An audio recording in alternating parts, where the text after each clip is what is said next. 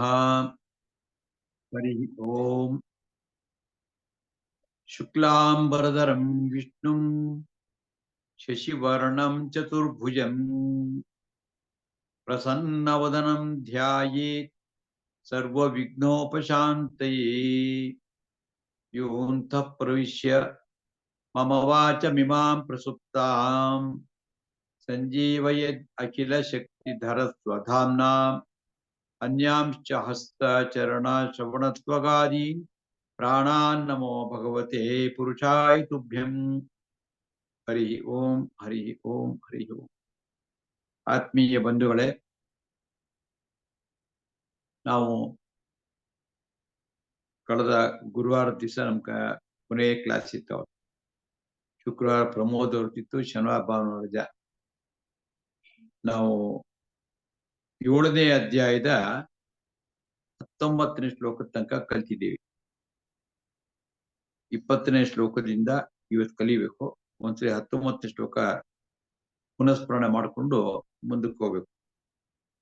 ಹೊಸದಾಗಿ ಕಲಿತಾ ಇರುವಂತವ್ರು ಅಥವಾ ಅವ್ರಗಳಿಗೆ ಒಂದು ಸಲಹೆ ಏನಂತಂದ್ರೆ, ಈ ಎಲ್ಲಾ ಶ್ಲೋಕಗಳು ಕೂಡ ಒಂದು ಛಂದಸ್ಸಲ್ಲಿದೆ. ಅದಕ್ಕೆ ಅನುಷ್ಟಪ್ ಛಂದಸ್ಸು ಅಂತ ಕರೀತಾರೆ. 32 ಅಕ್ಷರ ಇದೆ ಅನುಷ್ಟಪ್ ಛಂದಸ್ಸು ಅಂತ. 16 ಅಕ್ಷರದ ಒಂದು ಸಾಲು, ಎರಡನೇ ಸಾಲು 16 ಅಕ್ಷರ. ಅದರಿಂದ ನಾವು ಹೇಳ್ಬೇಕಾಗಿ ಬಂದ್ರೆ 8 ಅಕ್ಷರಕ್ಕೆ ಸುಮಾರು ಬಹುತೇಕ ನಮ್ಮಲ್ಲಿ ರಾಮಾಯಣವೂ ಕೂಡ ಹಂಗೆ ಎಲ್ಲ ಅನುಷ್ಟಪ್ ಛಂದ. ಅದಕ್ಕೆ 8 ಅಕ್ಷರಕ್ಕೆ ನಿಲ್ಲಿಸುವ ಅಭ್ಯಾಸ ಮಾಡ್ಬೇಕು. ಸಣ್ಣ ಪಾಸ್ ಕೊಟ್ಟು ಹೇಳ್ಬೇಕು. ಎರಡನೇದು ಅಲ್ಪ ಪ್ರಾಣ ಮಹಾಪ್ರಾಣದ ಕಡೆ ಗಮನ ಕೊಡ್ಬೇಕು. ಆಮೇಲೆ ಪದವಿ ವಿಭಾಗ, ಅದಕ್ಕೆ ಗಮನ ಕೊಡ್ಬೇಕು. ಪದವಿ ವಿಭಾಗ ಮಾಡೋದು ಕಲ್ತ್ಕೋಬೇಕು. ಆಮೇಲೆ ಅಫ್ಕೋರ್ಸ್ ಅರ್ಥ ಮತ್ತೆ ಚಿಂತನೆ ಅದೆಲ್ಲ ಕೂಡ ಮುಂದಿನ ಈಗ ಮಾಡ್ತಾ ಮಾಡ್ತಾ ಬಂದ್ಬಿಡುತ್ತೆ.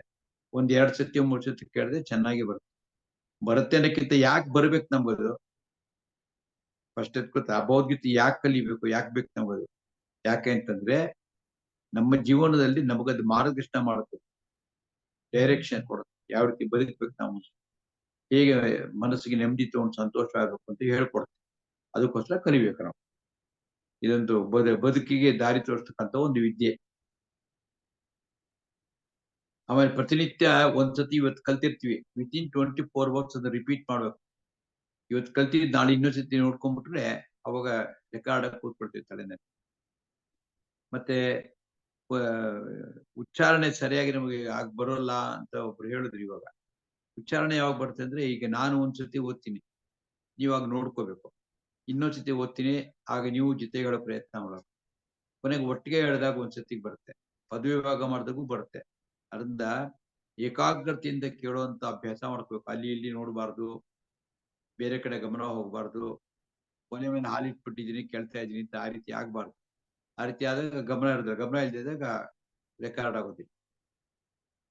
ಇಲ್ಲಿ 19ನೇ ಶ್ಲೋಕ ಏನ್ ಹೇಳ್ಬಿಟ್ಟು ಮುಂದಕ್ಕೆ ಹೋಗ್ತೇನೆ. 19ನೇ ಶ್ಲೋಕ. ಬಹೂನಾಂ ಜನ್ಮನಾಮಂತೆ ಜ್ಞಾನವಾನ್ ಮಾಂ ಪ್ರಪದ್ಯತೆ ವಾಸುದೇವ ಸರ್ವಮಿತಿ ಸ ಮಹಾತ್ಮಾಸು ದುರ್ಲಭ. ಬಹೂನಾಂ ಜನ್ಮನಾಂ ಅಂತೆ ಜ್ಞಾನವಾನ್ ಮಾಂ ಪ್ರಪದ್ಯತೆ. ಜ್ಞಾನವಾನ್ ಅಂತಂದ್ರೆ ಜ್ಞಾನವಂತನು ಅಂತ ಅವನು, ಮಾಂ ನನ್ನನ್ನು, ಪ್ರಪದ್ಯತೆ ಅಂದ್ರೆ ಹೊಂದುತ್ತಾನೆ, ನನ್ನನ್ನು ಪಡ್ಕೋತಾನೆ. ಜ್ಞಾನವಾನ್ ಮಾಂ ಪ್ರಪದ್ಯತೆ. ಯಾವಾಗ? ಬಹೂನಾಂ ಜನ್ಮನಾಂ ಅಂತೆ. ಬಹೂನಾಂ ಅಂದ್ರೆ ಬಹಳ, ಅನೇಕ ಜನ್ಮಗಳು ಕಳೆದ ನಂತರ. ಅಂತೆ ಅಂದ್ರೆ ಕಳೆಯುವುದು, ಅನೇಕ ಜನ್ಮಗಳ ನಂತರ. ಅಂದ್ರೆ ಜನ್ಮ ಜನ್ಮದಲ್ಲೂ ಸಾಧನೆ ಮಾಡ್ತಾ ಮಾಡ್ತಾ ಮಾಡ್ತಾ ಮಾಡ್ತಾ ಕೊನೆಗೂ ನಾನು ಪಡ್ಕೊಳ್ತಾನೆ ಅಂತ. ಅದರಿಂದ ಜ್ಞಾನಿಗಳಾಗಬೇಕು ಅಂತ ಅರ್ಥ. ಜ್ಞಾನ ಪಡ್ಕೋಬೇಕು, ಜ್ಞಾನಿಗಳಾಗಬೇಕು. ಬಹೂನಾಂ ಜನ್ಮನಾಮಂತೆ ಜ್ಞಾನವಾನ್ ಮಾನ್ ಪ್ರಪದ್ಯತೆ. ಅವನು ವಾಸುದೇವ ಸರ್ವಮಿತಿ ಸಹ ಮಹಾತ್ಮ ಸುದುರ್ಲಭ. ಅವನಿಗೇನು ಜ್ಞಾನ, ಮುಖ್ಯವಾದಂತ ಜ್ಞಾನ ಯಾವ್ದು ಬರಬೇಕು ಅಂತಂದ್ರೆ, ಸಹ ಸರ್ವಮಿತಿ ವಾಸುದೇವ. ಸಹ ಅವನು ಸರ್ವಂ ವಾಸುದೇವ ಇತಿ. ಇಡೀ ಬ್ರಹ್ಮಾಂಡದಲ್ಲಿ ಎಲ್ಲವೂ ಕೂಡ ಭಗವಂತನೇ ಅಂತ ತಿಳ್ಕೊ. ವಾಸುದೇವ ಅಂತಂದ್ರೆ ಎಲ್ಲಾ ಕಡೆ ವಾಸ ಮಾಡ್ತಕ್ಕಂಥವನು ಅಂತ. ಎಲ್ಲ ಜೀವರಾಶಿಗಳಲ್ಲೂ ಜಡಚೇತನಗಳಲ್ಲಿ ಚರಾಚರ ವಸ್ತುಗಳಲ್ಲಿ ಭಗವಂತ ಇದ್ದಾನೆ ಅನ್ನತಕ್ಕಂಥ ಜ್ಞಾನ ಅಂತ ಬರ್ಬೇಕು. ಅದ್ ಬಂದ್ರೆ ಅವನು ಮಹಾತ್ಮ ಆಗ್ತಾನೆ, ಅಂದ್ರೆ ದೊಡ್ಡ ಜ್ಞಾನಿ ಆಗ್ತಾನೆ ಅಂತ. ಅವರು ಸುದುರ್ಲಭ, ಲಭ ಅಂದ್ರೆ ಲಭಿಸುವುದು, ದುರ್ಲಭ ಅಂದ್ರೆ ಸಿಗೋದು ಕಷ್ಟ ಅಂತ. ಸೇರಿಸ್ಬಿಟ್ರೆ ಇನ್ನು ತುಂಬಾ ಕಷ್ಟ ಅಂತ. ಭಗವಂತನೇ ಸರ್ವಜ್ಞ, ಭಗವಂತ ಎಲ್ಲಾ ಕಡೆ ಇದ್ದಾನೆ, ಎಲ್ಲರಲ್ಲೂ ಇದ್ದಾನೆ ಅಂತಕ್ಕಂಥದ್ದು ಕೇಳಕ್ ಚೆನ್ನಾಗಿದೆ, ಶಬ್ದ ಅರ್ಥವಾತ್ ನಮ್ಗೆ. ಆದ್ರೆ ಅನುಭವ ಬರಲ್ವಲ್ಲ. ಅನುಭವ ಜ್ಞಾನ ಬರ್ಬೇಕಾದ್ರೆ ತುಂಬಾ ಸಾಧನೆ ಮಾಡಬೇಕು, ಅನೇಕ ಜನ್ಮಗಳು ಸಾಧನೆ ಮಾಡಬೇಕು ಅಂತ ಹೇಳ್ತಾರೆ ವಾಸುದೇವ. ವಾಸುದೇವ ಸರ್ವಮಿತಿ ಸಹ ಮಹಾತ್ಮ ಸುದುರ್ಲಭ. ಇದು ಹೋದ್ವಾರ ಆಗಿತ್ತು. ಇವತ್ತಿಂದ 20ನೇ ಶ್ಲೋಕ. ಕಾಮೈಃ ಸ್ಥೈರ್ತೈರಪಹೃತಜ್ಞಾ ಕಾಮೈಃ ಸ್ಥೈರ್ತೈರ್ಹೃತಜ್ಞಾನಾಃ ಪ್ರಪದ್ಯಂತೆ ಅನ್ಯದೇವತಾಃ ತಂ ತಂ ನಿಯಮಮಾಸ್ಥಾಯ ಪ್ರಕೃತ್ಯಾ ನಿಯತಾ ಸ್ವಯಾ. ಕಾಮೈಃ ತೈಃ ಹೃತಜ್ಞಾನಾಃ ಪ್ರಪದ್ಯಂತೆ ಅನ್ಯ ದೇವತಾಃ. ಅಂದ್ರೆ ಕಾಮನೆಗಳು ಅಂತಂದ್ರೆ ಭೋಗದ ಕಾಮನೆಗಳು. ಅಂದ್ರೆ ಜಗತ್ ನಮ್ಗೆ ಅಂತದ್ ಬೇಕು, ಇಂಥದ್ ಬೇಕು, ಸುಖ ಪಡಗಿದ್ಬೇಕು, ಅದ್ ಬೇಕು ಅಂತೆಲ್ಲ ನಾವು ಬಯಕೆಂಡು ಪಡ್ತೀವಲ್ಲ, ಅದು ತೈಹಿ ಕಾಮೈಹಿ. ತೈಹಿ ಅಂದ್ರೆ ತತ್ ಅಂದ್ರೆ ಅದು, ತೈಹಿ ಅಂದ್ರೆ ಯಾವ್ಯಾವ್ದೋ ಆಸೆಗಳು. ಯಾವ್ಯಾವ್ದು ಅಂದ್ರೆ ಈ ತರ ಪ್ರಾಪಂಚಿಕ ಸಂಗತಿಗಳಲ್ಲಿ, ಭೋಗಗಳಲ್ಲಿ ಆಸೆಗಳು. ಆ ಆಸೆಗಳು ಜಾಸ್ತಿ ಆದಾಗ ಏನಾಗ್ತಂತಂದ್ರೆ ಅದನ್ನ ಪಡ್ಕೊಳ್ಳೋ ಕಡೆ ಗಮನ ಹೋಗುತ್ತೆ. ನ್ಯಾಚುರಲ್ ಅಲ್ವಾ, ಬೇರೆ ಕಡೆ ಗಮನನೇ ಹೋಗಲ್ಲ. ಅದ್ ಪಡ್ಕೊಳ್ಳೋದು ಹೆಂಗೆ ಅಂತ ಯೋಚನೆ ಆಗುತ್ತೆ. ಆವಾಗ ಏನಾಗುತ್ತೆ, ಹೃತಜ್ಞಾನ, ಜ್ಞಾನವನ್ನು, ಹೃತ ಅಂದ್ರೆ ಅಪಹೃತ, ಅಪಹರಣ ಆಗ್ಬಿಡುತ್ತೆ, ಜ್ಞಾನ ಮುಚ್ಚೋಗ್ಬಿಡುತ್ತೆ. ಗಮನ ಎಲ್ಲ ಕೂಡ ಪ್ರಾಪಂಚಿಕ ಸಂಗತಿಗಳ ಪಡ್ಕೊಳ್ಳೋಕೆ ಹೊಟ್ಟೋಗುತ್ತೆ ಮನಸ್ಸು. ಆಗ ಜ್ಞಾನ ಅಲ್ಲಿಗೆ ಹೊಟ್ಟೋಗುತ್ತೆ, ದೇವ್ರ ಕಡೆ ಇರುದಿಲ್ಲ. ಹೃತಜ್ಞಾನ ಅಂತಂದ್ರೆ ಅವ್ರ ಜ್ಞಾನ ಅಪಹರಿಸಲ್ಪಟ್ಟಿದೆ. ಯಾವ ಜ್ಞಾನ? ಭಗವಂತ ಬೇಕು ಬೇಕು ಅಂತಕ್ಕಂಥ ಜ್ಞಾನ ಅಪಹರಿಸಲ್ಪಟ್ಟಿರ್ತದೆ. ತೈ ಕಾಮೈಹಿ ಕೃತಜ್ಞಾನ. ಅವಾಗ ಏನ್ ಮಾಡ್ತಾರೆ ಅಂತಂದ್ರೆ ಸ್ವಯಾ ಪ್ರಕೃತ್ಯ ನಿಯತಾಹ. ಸ್ವಯಾ ಪ್ರಕೃತಿಯ, ಸ್ವಯ ಅಂದ್ರೆ ಅವರದ್ದೇ, ತಮ್ಮ ಪ್ರಕೃತಿಯಿಂದ ನಿಯತಃ ಪ್ರೇರಿತರಾಗಿ. ಅವ್ರ ಪ್ರಕೃತಿ ಯಾವ್ದಿರುತ್ತೆ ಅವಾಗ? ನಾವು ಯಾವಾಗ ಪ್ರಾಪಂಚಿಕ ಸಂಗತಿಗಳು ಬೇಕು ಬೇಕು ಅಂತ ಅಂದ್ಕೊಳಕ್ ಶುರು ಮಾಡ್ತಾ ಇದ್ದಂಗೆನೆ ರಾಜಸ ಸ್ವಭಾವ ಬರ್ತದೆ, ಅದು ಪ್ರಕೃತಿ ಆಗುತ್ತೆ. ನಮ್ಮಲ್ಲಿ ಮೂರು ಗುಣಗಳ ಪ್ರಭಾವದಿಂದ ನಾವೆಲ್ಲ ಇರ್ತೀವಿ, ಜೀವನ ಸಾಕ್ಸೋದು. ಸತ್ವಗುಣ, ತಮೋಗುಣ, ರಜೋಗುಣ. ಇದು ರಜೋಗುಣದ ಸ್ವಭಾವ. ಅದು ಬೇಕು ಇದು ಬೇಕು ಅಂತ ಅನ್ನೋದು, ಅದಕ್ಕೋಸ್ಕರ ಬೆಳಗಿನ ರಾತ್ರಿ ತನಕ ಓದಾಡ್ತೀವಲ್ಲ, ಅದು ರಜೋಗುಣ. ಆ ರಜೋಗುಣಗಳಿಂದ ಅವರು ಪ್ರೇರಿತರಾಗಿ ನಿಯತಾಹ, ಅದರಿಂದ ನಿಯಂತ್ರಿಸಲ್ಪಟ್ಟು, ಯಾವ್ದ್ರಿಂದ? ಈ ಕಾಮನೆಗಳಿಂದ ನಿಯಂತ್ರಿಸಲ್ಪಟ್ಟು ರಜೋಗುಣದಿಂದ. ತಮ್ ನೇಮ ಮಾಸ್ತಾಯ, ಅದಕ್ಕೋಸ್ಕರ ಏನ್ ಮಾಡಬೇಕು ಅಂತ ಯೋಚನೆ ಮಾಡ್ತಾರೆ. ಮಾಡಿ ಒಂದು ನಿಯಮಗಳನ್ನ ಆಸ್ತಾಯ ಅಂದ್ರೆ ಅದನ್ನ ಧಾರಣೆ ಮಾಡಿಕೊಂಡು ಅನ್ಯ ದೇವತಾ ಪ್ರಪದ್ಯಂತೆ, ಬೇರೆ ಬೇರೆ ದೇವತೆಗಳನ್ನ ಪ್ರಪದ್ಯಂತೆ ಅಂದ್ರೆ ಅವ್ರನ್ನ ಭಜಿಸುತ್ತಾರೆ ಅಥವಾ ಪೂಜಿಸುತ್ತಾರೆ ಅಂತ. ಇವಾಗ ಹಂಗಾದ್ರೆ ದೇವತೆಗಳು ಅಂತಂದ್ರೆ ಏನು ಅಂತ ತಿಳ್ಕೊಳ್ಬೇಕು ನಾವು, ಅಲ್ವಾ? ದೇವತೆಗಳು ಅಂದ್ರೆ ಏನು ಅಂತಂದ್ರೆ, ಇಡೀ ಸೃಷ್ಟಿನಲ್ಲಿ ಭಗವಂತ ಸೃಷ್ಟಿ ಕಾರ್ಯ ಪ್ರಾರಂಭಕ್ಕೆ ಮುಂಚೆ ಅವನಿಂದಲೇ ಸೃಷ್ಟಿಯಾದಂತ ಚತುರ್ಮುಖ ಬ್ರಹ್ಮ. ಸೊ ಚತುರ್ಮುಖ ಬ್ರಹ್ಮನ್ ಸೃಷ್ಟಿ ಆದ ನಂತರ ಚತುರ್ಮುಖನ್ ಬ್ರಹ್ಮನ ಕೆಲಸ ಏನಪ್ಪಾ ಅಂತಂದ್ರೆ ಸೃಷ್ಟಿ ಮಾಡ್ತಕ್ಕಂಥದ್ದು, ಜಗತ್ತನ್ನ ಬೆಳೆಸ್ತಕ್ಕಂಥದ್ದು. ಆ ಕೆಲಸ ಶುರು ಮಾಡ್ತಾರೆ ಅವ್ರು. ಹಾಗೆ ಮಾಡೋಕಾಗ್ ಬಂದ್ರೆ ಮತ್ತೆ ಭಗವಂತನೇ ಇನ್ನೊಂದು ಕೆಲಸ ಮಾಡ್ತಿದ್ರೆ ದೇವತೆಗಳು ಸೃಷ್ಟಿ ಆಗ್ತದೆ. ಥ್ರೂ ಚತುರ್ಮುಖ ಬ್ರಹ್ಮನಿಂದ ದೇವತೆಗಳು ಸೃಷ್ಟಿ ಆಗ್ತಾರೆ. ಮೊದಲು ದೇವತೆಗಳು ಸೃಷ್ಟಿ. ಯಾಕಂದ್ರೆ ಆ ದೇವತೆಗಳಿಗೆ ತುಂಬಾ ದೊಡ್ಡ ದೊಡ್ಡ ಜವಾಬ್ದಾರಿಯನ್ನು ಕೊಡ್ಬೇಕು. ಒಬ್ರೊಬ್ರು ಒಂದೊಂದು ಕೆಲಸ, ನೀರಿಗೆ ವರುಣ, ಬೆಂಕಿಗೆ ಅಗ್ನಿ, ಹೀಗೆಲ್ಲ ಕೂಡ ದೇವತೆಗಳು ಸೃಷ್ಟಿ ಆಗ್ತಾರೆ. ಎಲ್ಲ ಸೃಷ್ಟಿ ಆಗಿದ್ದರಿಂದ ಭಗವಂತನಿಂದ. ಇವ್ರ ಕೆಲಸ ಏನು ಅಂತಾರೆ, ಆ ಡಿಪಾರ್ಟ್ಮೆಂಟ್ ಅಲ್ಲಿ ಇರ್ತಾರ ಅವ್ರು, ಆಯ್ತಲ್ವಾ? ಅಂದ್ರೆ ಅವರು ಆ ಕೆಲಸ ನೋಡ್ಕೊಳ್ತಾರೆ. ತುಂಬಾ ಯೋಗ್ಯತೆ ಇರತಕ್ಕಂತ, ತುಂಬಾ ಜ್ಞಾನಿಗಳಾಗಿರ್ತಕ್ಕಂಥವ್ರು ದೇವತೆಗಳೆಲ್ಲ. ಕೆಲವ್ರು ಹಿಂಗೆ ರಾಂಗ್ ಗೈಡೆನ್ಸ್ ಏನೋ ಆಗತ್ತೋ ಅಥವಾ ಏನೋ ಆಗತ್ತೆ, ಅಥವಾ ನಮ್ ಒಳಗಡೆ ಪ್ರಚೋದನೆ ಆಗತ್ತಲ್ಲ, ನಮ್ಗೆ ಅದ್ ಬೇಕು ಇದ್ ಬೇಕು, ಅದಕ್ಕೆ ಒಬ್ರು ದೇವತೆ ಇರ್ತಾರೆ. ಸೊ ಅವ್ರನ್ನ ಪೂಜೆ ಮಾಡ್ಬೇಕಾಗುತ್ತೆ. ಕುಬೇರನ ಪೂಜೆ ಮಾಡಿದ್ರೆ ಹಣ ಸಿಗತ್ತೆ ಅಂತ, ಪುತ್ರ ಕಾಮೇಷ್ಟಿ ಯಾಗ ಮಾಡ್ಕೊಂಡ್ರೆ ಮಕ್ಕಳಾಗತ್ತೆ ಅಂತ, ಹಿಂಗೆಲ್ಲ ಇದೆ. ಹಂಗಾಗಿ ದೇವತೆಗಳನ್ನ ಪೂಜೆ ಮಾಡ್ಕೊತ ಶುರು ಮಾಡ್ತಾರೆ. ಯಾಕೆ ಅಂತಂದ್ರೆ ನಮ್ಗೆ ಪದಾರ್ಥ ಇಂಥದ್ದು ಬೇಕು ಅಂತದ್ ಬೇಕು ಅಂತ ಇಚ್ಛೆ ಇರುತ್ತೆ. ಇಚ್ಛೆ ಪೂರ್ತಿ ಮಾಡ್ಕೊಳಕೋಸ್ಕರ ದೇವತೆಗಳನ್ನ ಪ್ರಪದ್ಯಂತೆ ಪೂಜಿಸುತ್ತಾರೆ ಅಂತ ಮುಂದೆ ಬರ್ತದೆ. ಈ ಶ್ಲೋಕಕ್ಕೆ ಇಷ್ಟೇ ಅರ್ಥ, ಮುಂದಕ್ಕೆ ಬೇರೆ ಅರ್ಥ ಬರ್ತದೆ ಇನ್ನೊಂದು ಶ್ಲೋಕದಲ್ಲಿ. ಕಾಮೈಹಿ ತೈಹಿ ಅಪಹೃತಜ್ಞಾನ. ಆಮೇಲೆ ಪ್ರಪದ್ಯಂತೆ ಅನ್ಯ ದೇವತಾ. ಅನ್ಯ ದೇವತೆಗಳು ಅಂತಂದ್ರೆ ಭಗವಂತ ಅಲ್ಲ, ಭಗವಂತ ಸೃಷ್ಟಿ ಮಾಡಿದಂತ ದೇವತೆಗಳಿಗೆ ಪ್ರಪದ್ಯಂತೆ ಶರಣ ಹೋಗುತ್ತಾರೆ. ತಮ್ ನಿಯಮಮಾಸ್ಥಾಯ. ಆ ಒಂದೊಂದು ದೇವತೆ ಪೂಜೆ ಮಾಡೋಕ್ಕೂ ಕೂಡ ಇಂಚಿತ ವ್ರತ ಮಾಡಕ್ಕಂತ ಬಹಳ ನಿಯಮಬದ್ಧವಾಗಿ ಕಠೋರವಾಗಿ ಕೆಲಸ ಮಾಡೋಕ್ಕಾಗ್ಬಾರ್ದು. ಅಷ್ಟು ಕಷ್ಟ ಸುಲಭವಾಗಿ ಹೋಲಿಸ್ಕೊಳಕ್ಕಾಗಲ್ಲ ದೇವತೆಗಳನ್ನು. ಅದಕ್ಕೋಸ್ಕರ ತುಂಬಾ ಪರಿಶ್ರಮ ಪೂರ್ವಕ ಇರ್ತಕ್ಕಂಥ ನಿಯಮಗಳನ್ನ ಇಟ್ಕೊಂಡು ಪ್ರಕೃತಿಯ ನಿಯತಾಸ್ತಯ ಅವರು ನಿಯಮಾಸ್ತಾಯ ಅನ್ಯ ದೇವತಾ ಪ್ರಪದ್ಯಂತೆ. ಪ್ರಕೃತಿಲಿ ಪ್ರಕೃತಿ ಕಾಮಗಳಲ್ಲಿ ಆಸಕ್ತರಾದಂಥವ್ರು ಅಂತ ಅನ್ಕೊಳ್ಳಿ. ನಿಯತಃ ಸ್ವಯ ಅಂದ್ರೆ ಅವರೇ ಆ ನಿಯಮಗಳನ್ನು ಮಾಡಿಕೊಂಡು ಬೇರೆ ಬೇರೆ ದೇವತೆಗಳನ್ನ ಪೂಜಿಸುತ್ತಾರೆ. ಪ್ರಕೃತಿಯ ಅಂತಂದ್ರೆ ಅವ್ರ ಸ್ವಭಾವ, ಒಬ್ಬರ ಸ್ವಭಾವ ಇರ್ತಾರೆ, ಆ ಸ್ವಭಾವಕ್ಕೆ ತಕ್ಕಂತೆ ಅವರು ಆ ದೇವತೆಗಳನ್ನ ಪೂಜೆ ಮಾಡ್ತಾರೆ ಅಂತ ಈ ಶ್ಲೋಕದ ಅರ್ಥ. ಏನಾಗತ್ತೆ ಏನಕ್ಕೆ ಮುಂದಿನ ಶ್ಲೋಕದ ಗೊತ್ತಾಗತ್ತೆ. ಈ ಶ್ಲೋಕ ಹೇಳಿ ಇವಾಗ. ಕಾಮೈಹಿ ತೈರ್ತೈರ್ಹೃತ ಜ್ಞಾನಾಃ ಪ್ರಪದ್ಯಂತೆ ಅನ್ಯ ದೇವತಾಃ ತಂ ನಿಯಮಮಾಸ್ಥಾಯ ಪ್ರಕೃತಿಯ ನಿಯತಾ ಸ್ವಯಾ. ಒಬ್ರೊಬ್ರು ಪ್ರಕೃತಿ ಒಂಥರ ಇರುತ್ತೆ, ಅದಕ್ಕೆ ತಕ್ಕಂತೆ ಆಸೆಗಳಿರುತ್ತೆ, ಅದಕ್ಕೆ ತಕ್ಕಂತೆ ಮಾಡ್ತಾರೆ, ಪೂಜೆ ಮಾಡ್ತಾರೆ, ಫಲ ಪಡ್ಕೋತಾರೆ. ಫಲ ಸಿಗಲ್ಲ ಅಂತಿಲ್ಲ, ಫಲ ಸಿಗುತ್ತೆ. ಆಮೇಲೆ 21ನೇ ಶ್ಲೋಕ. ಯೋ ಯೋ ಯಾಂ ತನುಂ ಭಕ್ತಃ ಶ್ರದ್ಧಯಾರ್ಚಿತುಮಿಚ್ಛತಿ ತಸ್ಯ ಅಚಲಾಂ ಶ್ರದ್ಧಾಂ ತಾಂ ಏವ ವಿದಧಾಮ್ಯಹಂ. ಯೋ ಅಂತಿದ್ದೀರ, ಅದು ಯಹ ಅಂತ ಯಾರ್ಯಾರು ಅಂತ. ಯಾಂ ತನುಂ ಭಕ್ತಃ. ಯಾಂ ಅಂದ್ರೆ ಯಾವ. ತನುಂ ಅಂತಂದ್ರೆ ದೇವತೆಗಳ ಸ್ವರೂಪ.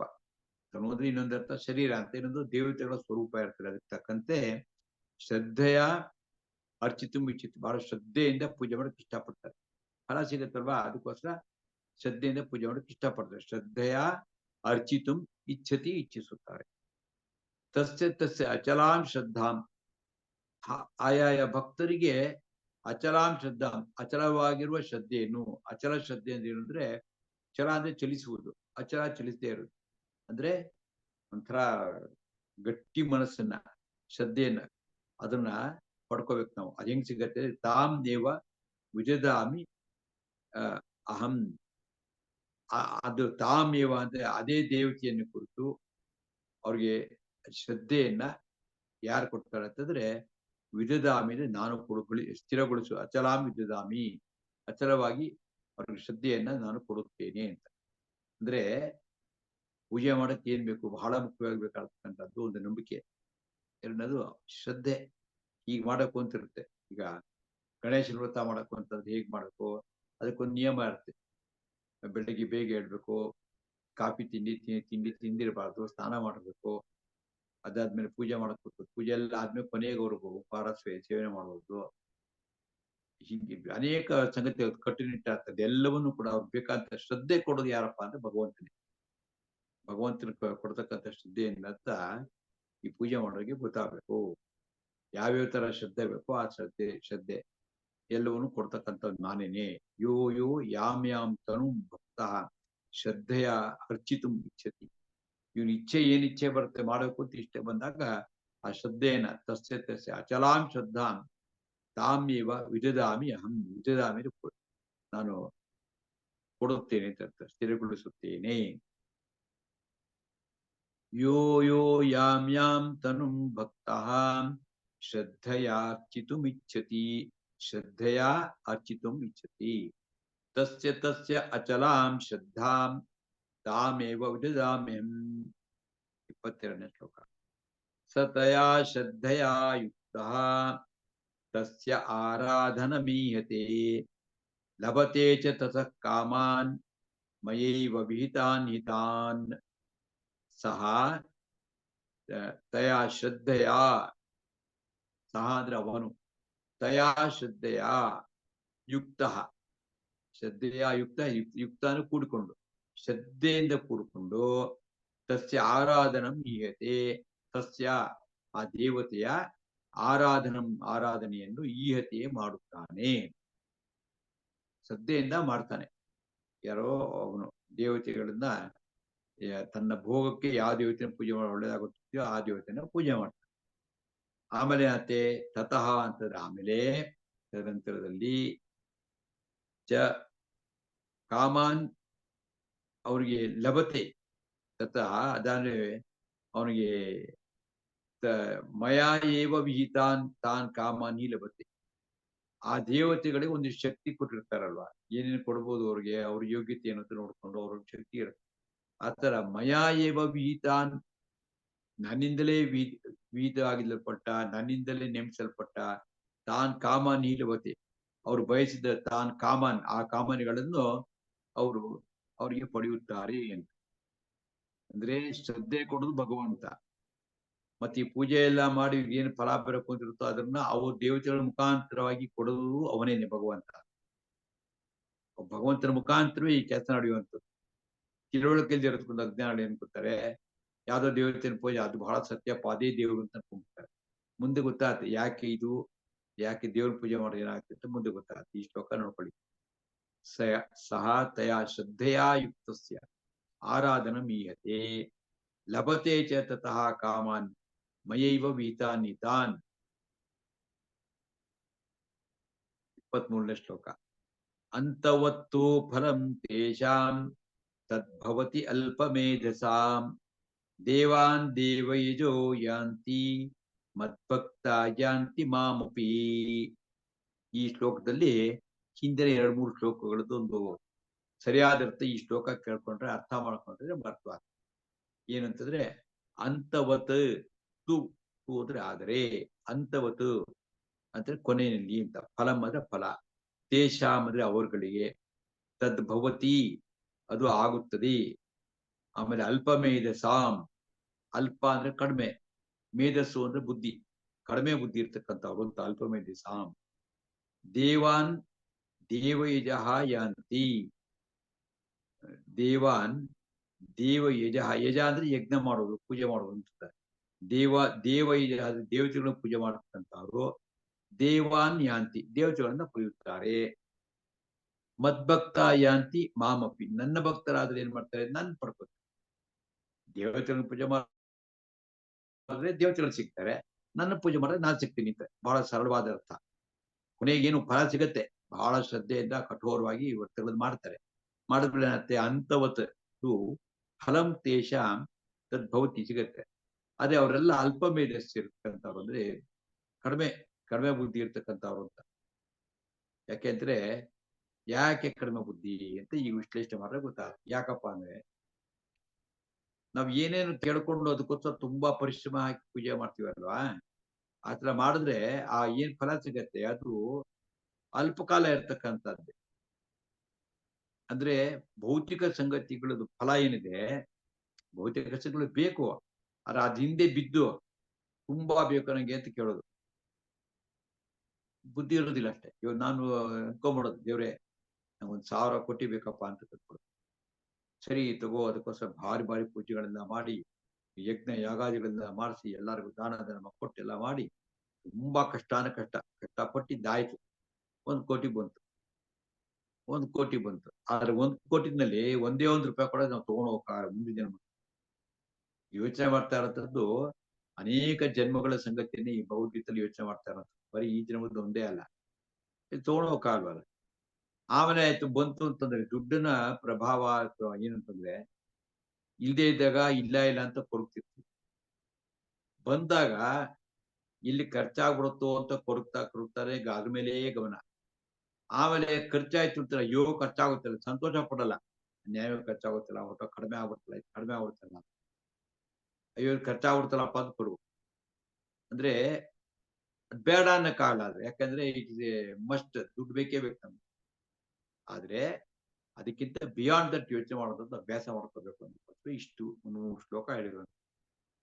ನಮ್ಗೆ ದೇವತೆನ ಪೂಜೆ ಮಾಡಬೇಡಿ ಅಂತಲ್ಲ, ಮನೆ ಮಠ ಕಟ್ಟಬೇಡಿ ಅಂತಲ್ಲ, ಹಣಕಾಸು ಸ್ವಲ್ಪ ಎಲ್ಲೂ ಬೇಕು. ನನಗೆ ಯಾಕೆ ಬೇಕು ಅನ್ನತಕ್ಕಂಥ ಜ್ಞಾನ ತಿಳ್ಕೊಳ್ಬೇಕು. ಅದಕ್ಕೋಸ್ಕರ ಇಲ್ಲಿದ್ರೆ ಭಗವಂತನ ಪೂಜೆ ಮಾಡಿದ್ರೆ ಭಗವಂತ ಸಿಕ್ಬಿಡ್ತಾನೆ. ಯಾಕಂದ್ರೆ ಭಗವಂತ ಸಿಕ್ಬಿಟ್ರೆ ಎಲ್ಲವೂ ಸಿಕ್ಬಿಡುತ್ತಲ್ಲ. ಯಾಕೆ ಈಸ್ ಆಲ್ ಇನ್ ಆಲ್. ಅದು ಮುಂದೆ ಇನ್ನೂ ಗೊತ್ತಾಗುತ್ತೆ ನೋಡಿ. ಭಗವಂತ ಸಿಕ್ಕಿದ್ರೆ ಒನ್ಸ್ ಫಾರ್ ಆಲ್ ಸಂತೋಷ, ನೆಮ್ಮದಿ ಎಲ್ಲ ಸಿಕ್ಬಿಡುತ್ತೆ. ಈ ದೇವತೆಗಳನ್ನ ಪೂಜೆ ಮಾಡಿ ಪಡೆದುಕೊಂತ ಫಲ ಇದು ಶಾಶ್ವತ ಅಲ್ಲ. ನಂಬರ್ 1. ಎರಡನೇದು, ನಮ್ಮತ್ತೆ ಈಗ ಎಲ್ಲ ದುಡ್ಡು ಬಂದ್ಬಿಟ್ಟಿದೆ, 10 ಕೋಟಿ ದುಡ್ಡಿದೆ, ಮನಸ್ಸು ನೆಮ್ಮದಿ ಇಲ್ಲ. ನೆಮ್ಮದಿ ಬೇಕು ಅಂತ ಅನ್ಕೊಂಡ್ರೆ ನೀವೇನ್ ಮಾಡಬೇಕು? ಎಲ್ಲೋಗ ದುಡ್ಡು ಕೊಟ್ಟು ತಿಂತರೂ ನೆಮ್ಮದಿ ಸಿಗೋಲ್ಲ. ಮನಸ್ಸಿಗೆ ನೆಮ್ಮದಿ ಸಿಗ್ಬೇಕಾದ್ರೆ ಭಗವಂತನ ಭಕ್ತರೇ ಆಗ್ಬೇಕು. ಭಗವಂತನ ನಂಬ್ಕೊಂಡ್ರೆ ಮಾತ್ರ ನೆಮ್ಮದಿ ಸಿಗತ್ತೆ ಅಂತ ಇಷ್ಟು ಈ ಶ್ಲೋಕಗಳ ಅರ್ಥ. ಅಂತವತ್ತು ತೂ ಅಂದ್ರೆ ಇಲ್ಲಿ ಆದರೆ ಅದಕ್ಕೋಸ್ಕರ ಒಟ್ಟಿಗೆ ಸೇರ್ಕೊಂಡು ಅಂತವತ್ತು ಅಂತಿದೆ. ಅಂತವತ್ತು ಫಲಂ ತೇಷಾಂ ತದ್ಭವತಿ ಅಲ್ಪಮೇಧಸಾಂ ದೇವಾನ್ ದೇವೈಜೋ ಯಾಂತಿ ಮದ್ಭಕ್ತ ಯಾಂತಿ ಮಾಮಪಿ. ನನ್ನ ಭಕ್ತರು ನನ್ನನ್ನೇ ಸೇರುತ್ತಾರೆ. ದೇವತೆಗಳನ್ನು ಸೇರ್ತಾರೆ ಅಂತ. ದೇವತೆಗಳು ಸೇರಿದಾಗ ಐಹಿಕ ಫಲಗಳು ಸಿಕ್ಕಿರುತ್ತೆ ಅಷ್ಟೇನೆ. ಅವ್ಯಕ್ತಂ ವ್ಯಕ್ತಿಮಾಪನ್ನಂ ಮನ್ಯಂತೆ ಮಾಮ ಬುದ್ಧಯಃ ಪರಂ ಭಾವಂ ಅಜಾನಂತೋ ಮಮಾವ್ಯಯಂ ಅನುತ್ತಮಂ. ಸೊ ಭಗವಂತನ ಬಗ್ಗೆ ಅಬುದ್ಧಯ ಮಾಂ ಅಬುದ್ಧಯ ಮೊದಲನೇ ಸ್ಥಾನದಲ್ಲಿ. ಅಬುದ್ಧಯ ಅಂತಂದ್ರೆ ಬುದ್ಧಿ ಇಲ್ದೇ ಇರ್ತಕ್ಕಂಥವ್ರು, ಕಡಿಮೆ ಜ್ಞಾನ ಇರ್ತಕ್ಕಂಥವ್ರು, ತಿಳುವಳಿಕೆ ಇಲ್ದೇ ಇರ್ತಕ್ಕಂಥವ್ರು. ಬುದ್ಧಯ ಅಲ್ಪ ಬುದ್ಧಯ ಮಾಂ ಅಬುದ್ಧಯ. ಅಬುದ್ಧಿ ಅಂದ್ರೆ ಬುದ್ಧಿನೇ ಇಲ್ದಿರ್ತಕ್ಕಂಥವ್ರು. ಅಲ್ಲಿ ಅಲ್ಪ ಬುದ್ಧಿ ಅಂತ ಹೇಳಿದ್ರು, ಇಲ್ಲಿ ಬುದ್ಧಿ ಇಲ್ದಿರ್ತಕ್ಕಂಥವ್ರು ಅಂತ. ಇವರು ಮನ್ಯಂತೆ ಅಂದ್ರೆ ಏನು? ಮನ್ನಿಸುತ್ತಾರೆ. ಮನ್ನಿಸುತ್ತಾರೆ ಭಾವಿಸುತ್ತಾರೆ, ತಿಳ್ಕೊಂಡಿರ್ತಾರೆ. ಏನಂತಂದ್ರೆ ಅವ್ಯಕ್ತಂ, ನಾನೊಂದು ಅವ್ಯಕ್ತ. ಅಂದ್ರೆ ವ್ಯಕ್ತ ಆದ್ರೆ ಕಣ್ಣಿಗೆ ಕಾಣಿಸೋದು, ನನಗೆ ಯಾರಕ್ಕೂ ವ್ಯಕ್ತವಾಗೋದಿಲ್ಲ ಅಂತ ಅವನ ಭಗವಂತ ಅವ್ಯಕ್ತ. ಅವನು ಕಣ್ಣಿಗೆ ಕಾಣಿಸೋಲ್ಲ, ಕಣ್ಣಿಗೆ ಅಲ್ಲ, ಯಾವ ಇಂದ್ರಿಯಕ್ಕೂ ಗೋಚರ ಆಗುವುದಿಲ್ಲ ಅವನು. ವ್ಯಕ್ತಿ ಮಾಪನ್ನಂ, ಅವನು ಕೂಡ ವ್ಯಕ್ತವಾಗೋದು. ವ್ಯಕ್ತಿ ಮಾಪನ್ನಂ ಮನ್ಯಂತೆ. ಭಗವಂತ ಅಂತ ಕೂಡ ನಮ್ಮಂಗೆ ವ್ಯಕ್ತ ಆಗ್ತಾನೆ ಇದ್ದಾನೆ ಅಂತ ಭಾವಿಸ್ಕೊಂಡ್ಬಿಡ್ತಾರೆ. ಯಾರು? ಅಲ್ಪ ಬುದ್ಧಯ ಅಥವಾ ಅಬುದ್ಧಯ. ಯಾಕೆ ನಮ್ಮಂಗೆ ಭಗವಂತ ಇರುವುದಿಲ್ಲ ಅಂತಂದ್ರೆ, ನಾವೆಲ್ಲ ಕೂಡ ಈ ರೀತಿ ನಿಮ್ಗೆಲ್ಲ ನಮ್ಮನ್ನು ಪರಸ್ಪರ ಕಾಣಿಸೋದಕ್ಕೆ ಯಾಕೆ ಸಾಧ್ಯ ಆಗಿದೆ ಅಂತಂದ್ರೆ, ನಾವೆಲ್ಲ ಪಂಚಭೂತಗಳಿಂದ ಹುಟ್ಟಿರುವಂಥದ್ದು ಅಲ್ವಾ? ಮಣ್ಣು, ನೀರು, ಗಾಳಿ, ಬೆಂಕಿ, ಆಕಾಶ. 5 ಸಂಗತಿ ಇದೆ. ಈ 5ರಿಂದ ನಾವು ವ್ಯಕ್ತವಾಗ್ತಾ ಇದ್ವಿ. ಈ 5 ಸೃಷ್ಟಿ ಮಾಡಿರೋನೇ ಭಗವಂತ. ಅವನಿಗೆ ಇದರ ಆಧಾರದ ಅವಶ್ಯಕತೆ ಭಗವಂತನಿಗೆ ಇರುವುದಿಲ್ಲ. ಮಣ್ಣು, ನೀರು, ಗಾಳಿ, ಬೆಂಕಿ ನೋಡಿ. ನೀರು ವರ್ಣ ದೇವತೆ ಸೃಷ್ಟಿ ಮಾಡಿ ಅವನ ನೀರು ಸೃಷ್ಟಿ ಆಯ್ತು, ಆಯ್ತಲ್ವಾ? ಬೆಂಕಿ ಸೃಷ್ಟಿ ಆಗಿ ಬೆಂಕಿ ಅಂದ್ರೆ ಸೃಷ್ಟಿ ಆಯ್ತು, ಅದಕ್ಕೆ ನೋಡ್ಕೊಳ್ಳಕ್ಕೆ ಅಗ್ನಿ. ಗಾಳಿಗೆ ವಾಯು.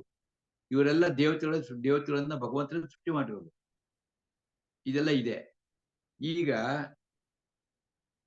ಈ ವಾಯು ಅದು ಇದೆ. ಈ ಪಂಚಭೂತಗಳು ನಮ್ಗೆ ಅನುಭವಕ್ಕೆ ಬರ್ತದೆ, ಇಂದ್ರಿಯಗಳಿಗೆ. ವಾಯು ಕಣ್ಣು ಕಾಣಿಸಲ್ಲ, ಆದ್ರೆ ಚರ್ಮಕ್ಕೆ ಗಾಳಿ ಬೀಸಿದಾಗ ಗಾಳಿ ಇದೆ ಗೊತ್ತಾಗ್ತದೆ. ಅದ್ರ ಮೂಗ್ನ ಉಸಿರಾಕೊಂಡಾಗ ಗೊತ್ತಾಗ್ತದೆ ಗಾಳಿ ಇದೆ, ಗೊತ್ತಾಗ್ತದೆ ನಮ್ಗೆ. ಇನ್ನು ಕಣ್ಣು ಕಾಣಿಸುವಂತದ್ದು ನೋಡಿದಾಗ ಜಡ ವಸ್ತು ಕಣ್ಣಿಗೆ ಕಾಣಿಸುತ್ತೆ. ಶಬ್ದ ಕಣ್ಣಿಗೆ ಕಾಣಿಸಲ್ಲ, ಬಟ್ ಕಿವಿಗೆ ಕೇಳಿಸುತ್ತೆ. ಮಿಕ್ಕಿದ್ದು ಚರ್ಮಕ್ಕೆ ಸ್ಪರ್ಶ, ಮುಟ್ಟಿದ ತಕ್ಷಣ ಗೊತ್ತಾಗ್ತದೆ, ಇವ್ರು ಯಾರೋ ಇದ್ದಾರೆ. ಕಣ್ಣಿಲ್ದಿರ್ಬೇಡ, ಅವಳ ಕೇಳ್ತಿರ್ಬೇಡ, ಮುಟ್ಟಿದ ಸ್ಪರ್ಶಕ್ಕೆ ಅಂತ ಗೊತ್ತಾಗುತ್ತೆ.